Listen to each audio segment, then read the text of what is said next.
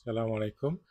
Saya nak tunjuk macam mana kita nak register client ID dengan client secret daripada My Invoice untuk digunakan dalam sistem kan, supaya sistem dapat connect kepada uh, My Invoice portal kan. Pertama LHDN ada sediakan dua site. Satu site untuk test macam ni, kita tengok pre-prod untuk kita gunakan sebagai testing lah, boleh buat apa-apa kan, boleh delete, boleh apa lah. Kemudian kalau yang satu lagi yang real one tak ada, dia mytaxhasil.gov.my kan. Ini yang realnya. Saya pergi pada yang testnya.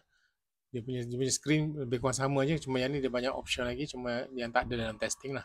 Kita pergi kepada My Invoice, dia akan keluar dari My Invoice portal kan. Yang ni yang actual. Yang ni yang actual My Invoice portal.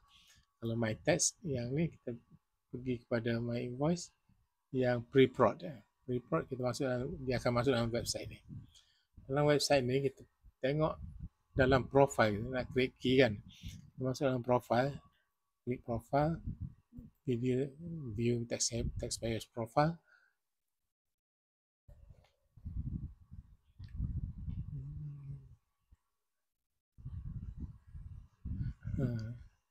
Kat bawah dia tu, dia ada ERP. ERP is Enterprise Resource Planning kan, ERP. Dengan nama kita, dengan ERP. Kalau kita ada guna intermediary, dalam intermediary lah. ERP tu, dalam ERP dah ada, saya dah create berapa ERP. Boleh create banyak pun tak apa. Mungkin kita bagi untuk sistem ni, untuk accounting kita, sistem untuk lain kan. Dia semua boleh masukkan data daripada sana kan. Contoh nak register, kita klik register ERP. Saya register satu lagi. Letak nama apa, PPOS kan. Lepas tu letak berapa lama dia boleh itu. Sebab nanti kalau dah expire, kita kena renew balik kan. Saya tak 3 tahun, register, dia keluar ni kan. Keluar dia punya ID dengan secret key. Saya akan copy ni. Klik copy, dan pergi, saya masukkan dalam notepad lah. Notepad. Yang ni tadi saya dah buat tadi. Dah test tadi kan. Saya paste sini kan. Saya delete balik ni. Okey.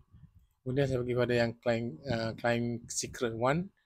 Masuk client secret one, saya letak situ juga. Saya copy je sebagai save. Sebab dia nanti kalau kita dah close nanti dia tak boleh cari lagi lah. Kena buat yang baru kan.